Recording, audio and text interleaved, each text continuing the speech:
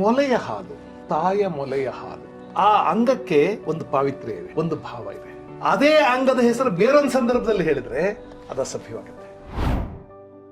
ರಾಜ್ಕುಮಾರ್ ಅವರ ಅಭಿನಯ ಕಲಾವಿದನ ಸಮರ್ಪಣಾ ಭಾವದ ಅಭಿನಯದ ತುದಿ ಇದು. ಅವ್ರ ಕಣ್ಣು ಹಿಂಗ ಮಾಡ್ತಾರಲ್ಲ, ಆ ಕಲಾವಿದನ ನೋಡ್ತಾರೆ ಅನ್ನಂಗಿದೆ. ಆ ಡೀಟೇಲಿಂಗ್ ಕನ್ನಡ ಚಿತ್ರರಂಗದ ಒಂದು ಕ್ಲಾಸಿಕ್ ಆದಂತ ದೃಶ್ಯ ಇದು. ಶಿವನನ್ನ ಪೂಜಿಸ್ತಾನೆ, ಸುಭದ್ರೆಗೂ ಹಾಡ್ತಾನೆ, ಸುಭದ್ರೆಗೆ ಹಾಡ್ತಾನೆ, ಶಿವನನ್ನು ಪ್ರಾರ್ಥನೆ ಮಾಡ್ತಾನೆ. ಇದೊಂದು ಅದ್ಭುತ ಅಲ್ವಾ? ನೀವು ಆ ಹಾಡನ್ನ ಬಹಳ ಎಚ್ಚರದಿಂದ ಅರ್ಥ ಮಾಡಿಕೊಂಡ್ರೆ ಮಾತ್ರ ಅದರ ರೋಮಾಂಚನ ಅರ್ಥ ಆಗುತ್ತೆ. ತುಳಿ ತುಳಿ ಹತ್ತಿ ತುಳಿ ಒತ್ತಿ ತುಳಿ ಮತ್ತೆ ತುಳಿ ಅಹಂಕಾರ ಬಳಿಯಲ್ಲಿ ಹತ್ತಿ ಒತ್ತಿ ಮತ್ತೆ ಅನ್ನುವ ಆ ಒತ್ತಕ್ಷರಗಳಿವೆಯಲ್ಲ, ಆ ಫೋರ್ಸ್ ಬೇಕಂತಾನೆ ಕೊಟ್ಟಿದ್ದಾರೆ. ಈ ದೀರ್ಘಾಕ್ಷರಗಳ ಪ್ರಯೋಗ ಇದೆಯಲ್ಲ, ಈ ಶಬ್ದಗಳ ಪ್ರಯೋಗದಲ್ಲಿಯೇ ಒಂದು ಪಾವಿತ್ರ್ಯ, ಒಂದು ಆಸ್ವಾದ್ಯವಾದಂತಹ ಒಂದು ವಾತಾವರಣವನ್ನು ಸೃಷ್ಟಿ ಮಾಡ್ತಾರೆ, ಅಕ್ಷರಗಳ ಸೃಷ್ಟಿ ಮಾಡ್ತಾರೆ.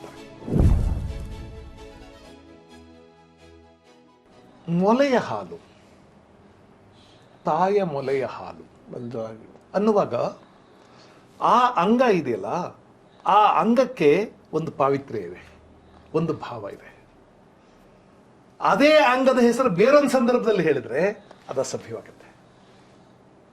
ಅಂದ್ರೆ ನೀವು ಒಂದು ವಿಷಯವನ್ನ ಪ್ರಸ್ತಾಪಿಸಿ ಏನನ್ನ ಕೆರಳಿಸ್ತೀರಿ ಅನ್ನೋದ್ರ ಮೇಲೆ ಅದು ಶ್ಲೀಲವೋ ಅಶ್ಲೀಲವೋ ನಿರ್ಧಾರ ಆಗುತ್ತೆ. ಕನ್ನಡದ ಸಂದರ್ಭದಲ್ಲಿ ಅತ್ಯದ್ಭುತವಾದ ಹಾಡುಗಳು ಬಂದಿವೆ ಸಿನಿಮಾ ಸಾಹಿತ್ಯದಲ್ಲಿ. ಎಷ್ಟೋ ಹಾಡುಗಳು ನಮ್ಮ ಅಕಾಡೆಮಿಕ್ ಸಾಹಿತ್ಯ ಅಂತೀವಲ್ಲ ಅದಾಗಲಿ, ಅಥವಾ ನಮ್ಮ ಶಿಷ್ಟ ಕವಿಗಳು ಬರೆದಿರುವಂಥ ಸಾಹಿತ್ಯ ಇದೆಯಲ್ಲ, ಇವರಿಗೆ ಯಾವ ರೀತಿಯಲ್ಲೂ ಕಡಿಮೆ ಇಲ್ವೇನಪ್ಪ ಇವರು ಅನ್ನೋಷ್ಟು ಅದ್ಭುತವಾಗಿ ಬರೆದಿದ್ದಾರೆ. ಬಹಳ ಪ್ರತಿಭಾವಂತರು ಅವರು, ಬಹಳ ಪ್ರತಿಭಾವಂತರು. ಮಹೇಂದ್ರ, ನಮ್ಮಲ್ಲಿ ಎರಡು ಸಂಗತಿಗಳಿವೆ, ನಿಮಗೆ ಗೊತ್ತು ಚೆನ್ನಾಗಿ ಸಾಹಿತ್ಯ ಓದ್ದವರಿಗೆ. ಒಂದು ಪ್ರತಿಭೆ, ಒಂದು ವಿದ್ವತ್ತು. ವಿದ್ವತ್ತು ಬಹುಪಾಲು ಶಾಸ್ತ್ರಾಧ್ಯಯನದಿಂದ ಬರುತ್ತೆ. ಪ್ರತಿಭೆ ನಮ್ಮೊಳಗೆ ಇರುವ ಕಣ್ಣು, ಅದು ನಮ್ಮೊಳಗೆ ಇರುವ ಕಣ್ಣು ಮತ್ತು ನಮ್ಮೊಳಗೆ ಇರುವಂಥ ಒಂದು ಸೃಷ್ಟಿಶೀಲ ಶಕ್ತಿ ಇದು. ಜಗತ್ತಿನ ಹಲವಾರು ಸಂಗತಿಗಳು ನಾವು ನೋಡ್ತೀವಲ್ಲ, ನೋಡೋದನ್ನ ಹೇಗೆ ನೋಡ್ತೀವಿ ಅನ್ನೋದ್ರ ಮೇಲೆ ಪ್ರತಿಭೆ ನಿರ್ಧಾರ ಮಾಡುತ್ತೆ. ಅದಕ್ಕೆ ಸಂಬಂಧಪಟ್ಟಂತ ವಿವರಗಳೆಲ್ಲ ನಿಮಗೆ ಗೊತ್ತಿದ್ರೆ, ಮಾಹಿತಿಯಾಗಿ ಗೊತ್ತಿದ್ರೆ ಅದು ನಿಮ್ಮ ವಿದ್ವತ್ತು. ಅದನ್ನು ಅರಗಿಸಿಕೊಂಡು ನೀವು ಇನ್ನೇನನ್ನಾದರೂ ಸೃಷ್ಟಿ ಮಾಡೋದಕ್ಕೆ ಸಾಧ್ಯ ಆಗುತ್ತೆ ಅಂದ್ರೆ ಅದು ಪ್ರತಿಭೆ. ನಮ್ಮಲ್ಲಿ ಅಂತಹ ಪ್ರತಿಭಾವಂತರಾದಂತಹ ಕವಿಗಳು ಸಿನಿಮಾ ಹಾಡುಗಳನ್ನ ಬರ್ತಿದ್ದಾರೆ. ನೀವು ಕೇಳ್ತಿರೋದ್ರಿಂದ ಹೇಳ್ತಿದ್ದೀನಿ, ಹುಣಸೂರು ಕೃಷ್ಣಮೂರ್ತಿ ಆ ಥರದ ಅತ್ಯದ್ಭುತವಾದ ಪ್ರತಿಭಾವಂತರಲ್ಲೊಬ್ಬರು. ಎಂತೆಂಥ ಹಾಡುಗಳನ್ನ ಬರೆದಿದ್ದಾರೆ ಅಂದರೆ, ಒಂದು ಹಾಡು ನಮ್ಮ ಮನಸ್ಸಿಗೆ ತಾಗಬೇಕಾದ್ರೆ ಏನೇನು ಅಕ್ಷರಗಳಿರಬೇಕು ಅಂತ ಅವ್ರಿಗೆ ಗೊತ್ತಿದೆ. ಎಂತೆಂಥ ಅಕ್ಷರಗಳು ನಮ್ಮ ಮನಸ್ಸಿಗೆ ತಾಗ್ತವೆ, ಒಂದು ಭಾವ ಯಾವ ಯಾವ ಅಕ್ಷರಗಳಲ್ಲಿ ನಿಹಿತವಾಗಿರುತ್ತೆ. ಈಗ ಕುವೆಂಪು ಅವ್ರದ್ದೊಂದು ಹಾಡಿದೆ, ತುಳಿ ತುಳಿ ಹತ್ತಿ ತುಳಿ ಒತ್ತಿ ತುಳಿ ಮತ್ತೆ ತುಳಿ ಅಹಂಕಾರ ಬಳಿಯಲಿ ನಾನು ಎಂಬುದೆಲ್ಲ ಉದುರಿ ನೀನು ಮಾತ್ರ ಹುಳಿಯಲಿ. ಆ ತುಳಿ ತುಳಿ ಹತ್ತಿ ತುಳಿ ಒತ್ತಿ ತುಳಿ ಮತ್ತೆ ತುಳಿ, ಆ ಫೋರ್ಸ್ ಇದೆಯಲ್ಲ, ಆ ಫೋರ್ಸ್ ಬೇಕಂತಾನೆ ಕೊಟ್ಟಿದ್ದಾರೆ. ಹತ್ತಿ ಒತ್ತಿ ಮತ್ತೆ ಅನ್ನುವ ಆ ಒತ್ತಕ್ಷರಗಳಿವೆಯಲ್ಲ, ಆ ಒತ್ತಕ್ಷರಗಳ ಫೋರ್ಸ್ ಅಂತ ತರ್ತಾರೆ. ಅಥವಾ ಹೊನ್ನಗಿಂಡಿಯ ಹಿಡಿದು ಕೈಯೊಳು ಹೇಮವಾರಿಯ ಚಿಮುಕಿಸಿ ಮೇಘಮಾಲೆಗೆ ಬಣ್ಣವೀಯುತ ಯಕ್ಷಲೋಕವ ವಿರಚಿಸಿ ನೋಡು ಮೂಡಣದಾದಿಗಂತದಿ ಮೂಡುವೆಣ್ಣಿನ ಮೈಸಿರಿ ರಂಜಿಸುತ್ತಿದೆ ಚೆಲುವೆಯಾಕೆಗೆ ಸುಪ್ರಭಾತವ ಬಯಸಿರಿ. ಈ ದೀರ್ಘಾಕ್ಷರಗಳ ಪ್ರಯೋಗ ಇದೆಯಲ್ಲ, ಮತ್ತು ಸಂಸ್ಕೃತ ಭೂಯಿಷ್ಠ ಶಬ್ದಗಳ ಪ್ರಯೋಗ ಇದೆಯಲ್ಲ, ಈ ಶಬ್ದಗಳ ಪ್ರಯೋಗದಲ್ಲಿಯೇ ಒಂದು ಪಾವಿತ್ರ್ಯ, ಒಂದು ಸೆರೀನ್ ಅಟ್ಮಾಸ್ಫಿಯರ್, ಒಂದು ಆಸ್ವಾದ್ಯವಾದಂಥ ಒಂದು ವಾತಾವರಣವನ್ನು ಸೃಷ್ಟಿ ಮಾಡ್ತಾರೆ, ಅಕ್ಷರಗಳ ಸೃಷ್ಟಿ ಮಾಡ್ತಾರೆ. ಅದೇ ಹುಣಸೂರರ ಬಬ್ರುವಾಹನ ಸಿನಿಮಾದ ಬಗ್ಗೆ ಮಾತಾಡುವಾಗ ನೀವು ಹೇಳ್ತಿರ್ತೀರಿ. ನೋಡಿ, ಹುಣಸೂರು ಕೂಡ ನನಗೆ ಅವರ ಪ್ರತಿಭೆ ಎಂಥದ್ದು ಅಂತ ಹೇಳೋದಕ್ಕೋಸ್ಕರ ಇವನ್ನೆಲ್ಲ ಹೇಳ್ತಿದ್ದೀನಿ ನಾನು. ಗಿಲ್ ಗಿಲ್ ಗಿಲ್ ಗಿಲ್ ಗಿಲ್ಲಕ್ಕು ತಾಲಿ ಗೆದ್ದೆ ತಲ್ದಕ್ಕು ಕೈಯ ಬಳೆ ಜನ್ನಕ್ಕು ರಂಗೆದ್ದಿತು ನಿನ್ನ ಕಂಡು ಹಾಡಿ ಕುಣಿ ಮಗುಂಗೆದ್ದಿತು.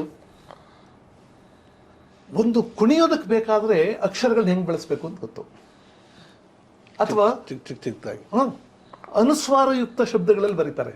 ಗೋವಿಂದ ಗೋವಿಂದ ಗೋವಿಂದನೆಂದು ಎಂದೆಂದು ನೀನೆಂದು ಆನಂದ ಹೊಂದು ತಂದೆಯಂತೆ ಬಂದು ತಲೆ ಕಾವನಯ್ಯ ಬಂಧು ಸಂತನೆಂದು ಗುಣವಂತನೆಂದು ಭಗವಂತ ನಿನ್ನ ಪೊರೆವ ಧನ್ಯನಾಗೋ ಜಗಮಾನ್ಯನಾಗೋ ಘನ ಸೌಭಾಗ್ಯ ಕೊಡುವ. ಗೋವಿಂದ ಗೋವಿಂದ ಗೋವಿಂದನೆಂದು ಎಂದೆಂದು ನೀನೆಂದು ಆನಂದ ಹೊಂದು. ಆ ಸನ್ನೆಗಳು ಅನುಸ್ವಾರಗಳು ಎಷ್ಟಿದೆ ನೋಡಿ. ಏನು ಭಾಷೆಯಲ್ಲಿ ಏನೇನು ಆಟ ಆಡಿದ್ದಾರೆ ನೋಡಿ. ಅಥವಾ ತಕಾರದ ವರ್ಣಾವೃತ್ತಿ, ನಮ್ಮಲ್ಲಿ ಅಲಿಟ್ರೇಷನ್ ಅಂತ ಹೇಳ್ತಾರಲ್ಲ. ಎತ್ತೆತ್ತಲೀಗ ಕಗ್ಗತ್ತಲಾಯ್ತು ಗೊತ್ತಾಗದಾಯ್ತೆ ವಿಠಲ ಮುತ್ತಂತ ನಿನ್ನ ಕೈ ತುತ್ತು ತಿನ್ನೋ ಹೊತ್ತಾಯ್ತು ಬಾರೋ ವಿಠಲ ಬತ್ತಿರೋ ಬದುಕ ನೆತ್ತಿನಿ ಬೆಳಕ ಹತ್ತಿಸಿ ಕಾಯೋ ವಿಠಲ ಹೆತ್ತವಳಂತೆ ನೀನೆತ್ತಿಕೊಂಡು ನನ್ನತ್ತ ನೋಡೋ ವಿಠಲ. ತ ಅದರ ವರ್ಣಾವೃತ್ತಿ. ಈ ಥರದ ಪ್ರಯೋಗಗಳು ಬೇಕಾದಷ್ಟು ಮಾಡಿದ್ದಾರೆ. ಬಬ್ರುವಾಹನ ಸಿನಿಮಾದಲ್ಲಿ ಒಂದು ಬಹಳ ಪ್ರಸಿದ್ಧವಾದ ಮತ್ತು ಬಹಳ ಸುಂದರವಾದ ಹಾಡು ರಾಜ್ಕುಮಾರ್ ಹಾಡಿದ್ದಾರೆ, ಕರಹರ ಪ್ರಿಯ ರಾಗ. ಈ ಜಗದೇಕ ವೀರನ ಕಥೆಯಲ್ಲಿ ಘಂಟಸಾಲ ಅವರು ಒಂದು ಹಾಡು, ಅದು ಬಹಳ ಪ್ರಸಿದ್ಧವಾದಂಥ ಹಾಡು. ಅದು ಅದೇ ರಾಗ ದರ್ಬಾರಿ ಕನ್ನಡದಲ್ಲಿ.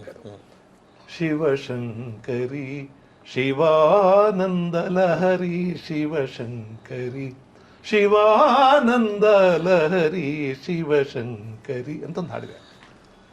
ಆ ಸೀಕ್ವೆನ್ಸ್ ಏನಂದ್ರೆ, ಅಲ್ಲಿ ವೀಣೆ ತಬಲಾ ಇತ್ಯಾದಿ ವಾದ್ಯಗಳಿವೆ. ಅವನ್ನ ನುಡಿಸ್ತಾ ಒಬ್ಬ ಋಷಿ ಕಲ್ಲಿನಲ್ಲಿ ಹೂತು ಹೋಗಿದ್ದಾನೆ. ಇವನು ಹಾಡ್ತಾ ಹಾಡ್ತಾ ಹಾಡ್ತಾ ಹಾಡ್ತಾ ಆ ಕಲ್ಲು ಕರ್ಗೋಗ್ಬೇಕು, ಹಂಗೆ ಹಾಡಬೇಕು ಅಂತ. ಆವಾಗ ಈ ಗಾಯಕ ಹಾಡ್ತಾನೆ. ಎಲ್ಲ ವಾದ್ಯಗಳನ್ನು ಏಕಕಾಲದಲ್ಲಿ ಎಲ್ಲ ವಾದ್ಯಗಳನ್ನು ನುಡಿಸ್ತಾ ಹಾಡ್ತಾನೆ.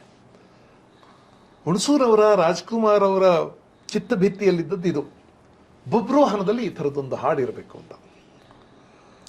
ಅದಕ್ಕೆ ಈ ಆರಾಧಿಸುವೆ ಮದನಾರಿ ಅನ್ನುವಂಥ ಹಾಡನ್ನ ಬರೆದಿದ್ದಾರೆ. ನಿಜವಾಗಿ ನೋಡಿದ್ರೆ ಚಿತ್ರನಾಟಕಕ್ಕೆ ತುಂಬಾ ಅನಿವಾರ್ಯ ಅಲ್ಲ ಆ ಹಾಡು. ನೀವು ಸಿನಿಮಾ ನೋಡಿದ್ರೆ ಆ ಹಾಡಿಲ್ಲದೆ ಇದ್ರೂ ಸಿನಿಮಾದ ಕಥೆಗೆ ಏನೂ ತೊಂದರೆ ಇಲ್ಲ. ಸುಭದ್ರಾ ಆದರೆ ಆ ಹಾಡು ಮನಸ್ಸಿಗೊಂದು ಬಹಳ ದೊಡ್ಡ ರಸೋಲ್ಲಾಸವನ್ನು ಕೊಡುತ್ತದೆ.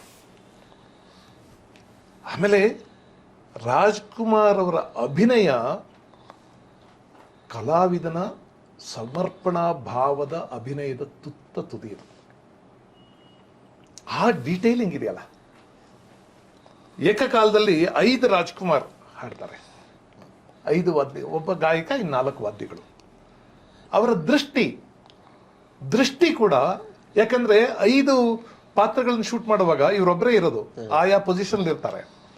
ಆದ್ರೆ ಅವ್ರ ಕಣ್ಣು ಹಿಂಗ ಮಾಡ್ತಾರಲ್ಲ, ಆ ಕಲಾವಿದನನ್ನು ನೋಡ್ತಾರೆ ಅನ್ನಂಗಿದೆ. ಆ ಡೀಟೇಲಿಂಗ್ ತುಂಬಾ ಕಷ್ಟ. ಬಹುಶಃ ಕನ್ನಡ ಚಿತ್ರರಂಗದ ಒಂದು ಕ್ಲಾಸಿಕ್ ಆದಂಥ ದೃಶ್ಯ ಇದು. ಸದಾಕಾಲ ನಾವು ಸ್ಮರಿಸಬೇಕಾದಂಥ, ಉದ್ಧರಿಸಬೇಕಾದಂಥ ಒಂದು ದೃಶ್ಯ ಇದು. ಒಂದು ಅಭಿನಯದ ದೃಷ್ಟಿಯಿಂದ. ಇನ್ನೊಂದು ಸಾಹಿತ್ಯ ನೋಡಿ ಹೇಗಿದೆ. ಅರ್ಜುನ, ನಮ್ಮಲ್ಲಿ ಅರ್ಜುನ ಸನ್ಯಾಸಿ ಅಂತ ಓದಿದೆಯಲ್ಲ, ಡಂಬಾಚಾರದ ಸನ್ಯಾಸಿ, ಮೋಸಗಾರ ಸನ್ಯಾಸಿ. ಅರ್ಜುನ ಸುಭದ್ರೆಯಲ್ಲಿಗೆ ಸನ್ಯಾಸಿ ವೇಷ ಹಾಕೊಂಡು ಹೋಗಿದ್ದಾನೆ. ಸುಭದ್ರೆಗೆ ಕೂಡ ಗೊತ್ತಿಲ್ಲ ಇದು, ಸನ್ಯಾಸಿ ವೇಷ ಹಾಕೊಂಡು ಹೋಗಿದ್ದಾನೆ. ಅಲ್ಲಿ ಬಲರಾಮ ಇತ್ಯಾದಿ ಇವರೆಲ್ಲ ಇದ್ದಾರೆ. ಇವ್ರು ಯಾರಿಗೂ ಗೊತ್ತಾಗಬಾರ್ದು ಅಂತ ಸನ್ಯಾಸಿ ವೇಷ ಹಾಕೊಂಡಿದ್ದಾನೆ. ಅವನು ನಾನು ಪೂಜೆ ಮಾಡಬೇಕು ಅಂತಾನೆ. ಸನ್ಯಾಸಿ ಪೂಜೆ ಮಾಡಬೇಕು ಅಂತಂದಾಗ ಮಾಡಲಿ ಇದ್ದಾರೆ. ಆಮೇಲೆ ಆ ಪೂಜೆಗೆ ಸಹಕರಿಸೋದಕ್ಕೆ ಸುಭದ್ರೇನೇ ಆಗ್ಬೋದಲ್ಲ. ಎಲ್ಲೂ ಒಳ್ಳೆಯ ಭಾವ ಇವ್ರದ್ದು. ಸರಿ, ಒಳ್ಳೆಯ ಅಭಿಪ್ರಾಯದಿಂದ ಸುಭದ್ರೆಯು ಬರ್ತಾಳೆ. ಈಗ ಶಿವನನ್ನ ಪೂಜಿಸ್ತಾನೆ, ಸುಭದ್ರೆಗೂ ಹಾಡ್ತಾನೆ, ಸುಭದ್ರೆಗೆ ಹಾಡ್ತಾನೆ, ಶಿವನನ್ನು ಪ್ರಾರ್ಥನೆ ಮಾಡ್ತಾನೆ. ಇದೊಂದು ಅದ್ಭುತ ಅಲ್ವಾ ಇದು? ಒಂದು ಹಾಡನ್ನ ಏಕಕಾಲದಲ್ಲಿ ಒಂದು ರತಿಗಾನವನ್ನು ಮಾಡ್ತಾನೆ, ಸ್ತುತಿಗಾನವನ್ನು, ಒಂದು ಸ್ತುತಿಯನ್ನು, ಸ್ತುತಿಗಾನವನ್ನು ಮಾಡೋದು ಅದ್ಭುತ ಅಲ್ವಾ? ನಿಜವಾದ ಡಬಲ್ ಮೀನಿಂಗ್. ಇದು ಕಲೆ. ಅಂದರೆ ಅಸಭ್ಯವಾಗಬಹುದಾದನ್ನು ಗೆಲ್ಲೋದು. ನೀವು ಆ ಹಾಡನ್ನು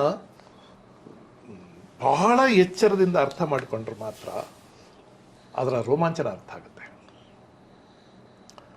ಆರಾಧಿಸುವೆ ಮದನಾರಿ.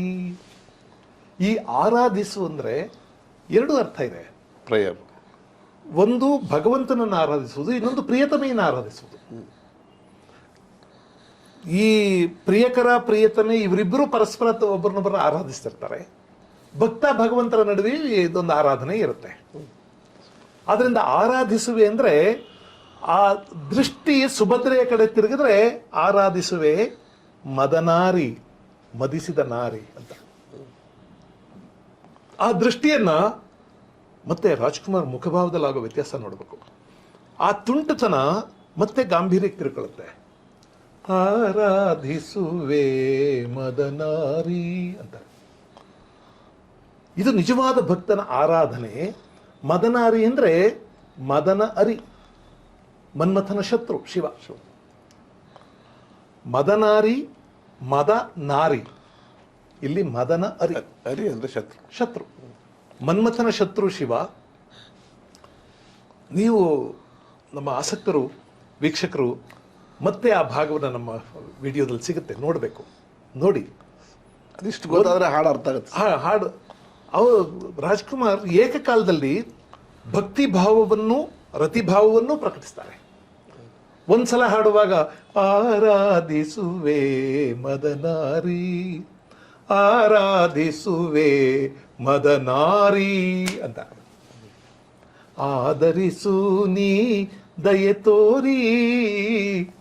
ಆದರಿಸು ಅಂದ್ರೆ ಒಂದು ಕೋಪರೇಟ್, ಭಗವಂತ ಭಕ್ತನನ್ನ ತನ್ನವನು ಅಂತ ಭಾವಿಸೋದು. ಇನ್ನೊಂದು ಪ್ರಿಯತಮೆ ತನ್ನ ಪ್ರಿಯತಮನನ್ನ ತನ್ನವನು ಅಂತ ಭಾವಿಸೋದು. ಆದರಿಸೋದು, ಅಕ್ಸೆಪ್ಟ್ ಮಾಡ್ಕೊಳ್ಳೋದು. ಆದರಿಸು ನೀ ದಯೆ ತೋರಿ. ಭಗವಂತ ತೋರಿಸ್ಬೇಕಾದ ದಯೆ ಬೇರೆ, ಪ್ರಿಯತಮೆ ತೋರಿಸ್ಬೇಕಾದ ದಯೆ ಬೇರೆ. ಮುಂದಿನ ನೋಡಿ ಚರಣ. ಅಂತರಂಗದಲ್ಲಿ ನೆಲೆಸಿರುವೆ, ಆಂತರ್ಯ ತಿಳಿಯದೆ ಏಕಿರುವೆ. ಸಂತತ ನಿನ್ನ ಸಹವಾಸ ನೀಡಿ, ಸಂತತ ನಿನ್ನ ಸಹವಾಸ ನೀಡಿ ಸಂತೋಷ ನಮಿಸೆಂದು ಕೋರುವೆ. ಎಂಥ ಸುಂದರವಾದ ಭಾವ ಇದು ಅಂದ್ರೆ, ಅಂತರಂಗದಲ್ಲಿ ನೆಲೆಸಿವೆ. ಅಂತರಂಗದಲ್ಲಿ ಭಗವಂತನು ನೆಲೆಸ್ಬೋದು, ತನ್ನ ಪ್ರೇಮಿಯೂ ನೆಲೆಸ್ಬೋದು. ಅಂತರಂಗದಲ್ಲಿ ನೆಲೆಸಿರುವೆ ಭಗವಂತ, ನನ್ನ ಅಂತರಂಗದಲ್ಲಿ ನೆಲೆಸಿರುವೆ ಪ್ರಿಯೇ, ಸದಾ ನನ್ನ ಅಂತರಂಗದಲ್ಲೇ ಇದೆಯಾ ನೀನು ಅಂತ ಹೇಳ್ದಂಗಾಯ್ತು. ಆಂತರ್ಯ ತಿಳಿಯದೆ ಹೇಗಿರುವೆ. ನಮ್ಮಲ್ಲೆಲ್ಲ ಭಕ್ತರು ಭಗವಂತನಿಗೆ ಅದೇ ತಾನೇ ಕೇಳೋದು, ನನ್ನ ಆಂತರ್ಯವನ್ನು ಯಾಕೆ ತಿಳಿತಾ ಇಲ್ಲ ಭಗವಂತ ಅಂತ. ಆರ್ತತೆ ಅದು. ಮತ್ತೆ ಪ್ರೇಮಿಯ ಬಳಿಯೂ ಆರ್ತತೆ ಇದೆ. ನೀನು ಈ ಗುಟ್ಟನೆಲ್ಲ ಯಾಕೆ ತಿಳ್ಕೊತಾ ಇಲ್ಲ ನೀನು ಅಂತ. ನನ್ನ ಫೀಲಿಂಗ್ ಅರ್ಥ ಮಾಡ್ಕೊತಾ ಇಲ್ಲ, ಇದೆಲ್ಲ ಗುಟ್ಟು ನಿಂಗೆ ಗೊತ್ತಾಗ್ತಾ ಇಲ್ಲ ಕಣೆ, ತಿಳ್ಕೊ ಅಂತ. ಆಂತರ್ಯ ತಿಳಿಯದೆ ಏಕಿರುವೆ, ಸಂತತ ನಿನ್ನ ಸಹವಾಸ ನೀಡಿ. ಸಂತತ ನಿನ್ನ ಸಹವಾಸ ನೀಡು. ಸಂತತ ಅಂದ್ರೆ ಸದಾ, ಯಾವಾಗಲೂ ನಿನ್ನ ಸಹವಾಸ. ಸಹವಾಸ ನಿನ್ನೊಂದಿಗಿರುವ ಭಾಗ್ಯ. ಭಗವಂತ ಸಹವಾಸ. ಭಕ್ತನ ಕೊನೆಯ ಅಭೀಪ್ಸೆ ಏನು ಅಂದ್ರೆ ಭಗವಂತನ ಜೊತೆ ಇರೋದು, ಭಗವಂತನ ಸಹವಾಸ ಮಾಡೋದು. ನಮ್ಮಲ್ಲಿ ಈ ಭಕ್ತಿಯಲ್ಲಿ ಸಾಲೋಕ್ಯ, ಸಾಮೀಪ್ಯ, ಸಾರೂಪ್ಯ ಮತ್ತು ಸಾಯುಜ್ಯ ಅಂತ 4 ಮುಕ್ತಿನ ಹೇಳ್ತಾರೆ. ಸಾಲೋಕ್ಯ ಭಗವಂತನ ಲೋಕಕ್ಕೆ ಹೋಗೋದು, ಒಂದೇ ಲೋಕದಲ್ಲಿರೋದು ಭಗವಂತ ಭಕ್ತ. ಸಾಮೀಪ್ಯ ಭಗವಂತನ ಸಮೀಪಕ್ಕೆ ಹೋಗೋದು. ಸಾರೂಪ್ಯ ಭಗವಂತನ ರೂಪದಲ್ಲೇ ಇರೋದು. ಸಾಯುಜ್ಯ ಭಗವಂತನಲ್ಲಿಯೇ ಇರೋದು. ಸಹವಾಸ ಅಂದ್ರೆ ಇದೇನೆ, ಅವನೊಳಗೆ ವಾಸ ಮಾಡೋದು, ಅಥವಾ ಅವನು ನನ್ನೊಳಗೆ ವಾಸ ಮಾಡೋದು. ಸಹವಾಸ, ಜೊತೆಯಲ್ಲಿ ವಾಸ ಮಾಡೋದು ಅಂತ. ಇದು ಇದೆಯಲ್ಲ ಲಿವಿಂಗ್ ಟುಗೆದರ್. ಸಹವಾಸ ತಾನೆ ಲಿವಿಂಗ್ ಟುಗೆದರ್ ಅಂದ್ರೆ. ಚೆನ್ನಾಗಿದೆ ಸಹವಾಸ. ನೋಡಿ ನಮ್ಮವರು ಲಿವಿಂಗ್ ಟುಗೆದರ್ ಅಂತ ಹೊಸ ಫ್ರೇಜು, ನಮ್ಮಲ್ಲಿ ಮುಂಚೆನೇ ಇದೆ ಸಹವಾಸ ಅನ್ನೋದು. ಸಂತತ ನಿನ್ನ ಸಹವಾಸ ನೀಡು, ಸಂತೋಷಗೊಳಿಸು ನನ್ನನ್ನು. ಇನ್ನು ಮುಂದಿನ ಚರಣದಲ್ಲಿ ಇದು ಇನ್ನೂ ಒಂದು ಲೆವೆಲ್ಗೆ ಹೋಗ್ಬಿಡುತ್ತೆ. ಮೈದೋರಿ ಮುಂದೆ ಸಹಕರಿಸು, ಭಗವಂತನಿಗೆ ಮೈದೋರಿ ಮುಂದೆ ಸಹಕರಿಸು, ಆಮಾರನುರವಣೆ ಪರಿಹರಿಸು, ಪ್ರೇಮಾಮೃತವನು ನೀನುಣಿಸು, ಪ್ರೇಮಾಮೃತವನು ನೀನುಣಿಸು, ತನ್ಮಯಗೊಳಿಸು ಮೈಮರೆಸು, ಚಿನ್ಮಯ ಭಾವ ತುಂಬುತ ಜೀವ ಆನಂದ ಆನಂದ ಆನಂದವಾಗಲಿ, ಆರಾಧಿಸುವೆ ಮದನಾರಿ. ಮೈದೋರಿ ಮುಂದೆ ಸಹಕರಿಸು. ಈ ಮೈದೋರು ಅನ್ನೋ ಶಬ್ದಕ್ಕೆ ಎರಡು ಅರ್ಥ ಇದೆ. ಒಂದು, ಮೈದೋರು ಅಂದ್ರೆ ಪ್ರತ್ಯಕ್ಷನಾಗುತ್ತ, ಕಾಣಿಸಿಕೊಳ್ಳೋದು, ಮೈಯನ್ನು ತೋರಿ ರೂಬ್ ಕಾಣಿಸಿಕೊಳ್ಳೋದು, ಅದು ಮೈದೋರು, ಪ್ರತ್ಯಕ್ಷನಾಗೋದು ಅಂತ. ಇನ್ನೊಂದು ಮೈದೋರು ಅಂದ್ರೆ ಮೈಯನ್ನು ತೋರಿಸುವುದು.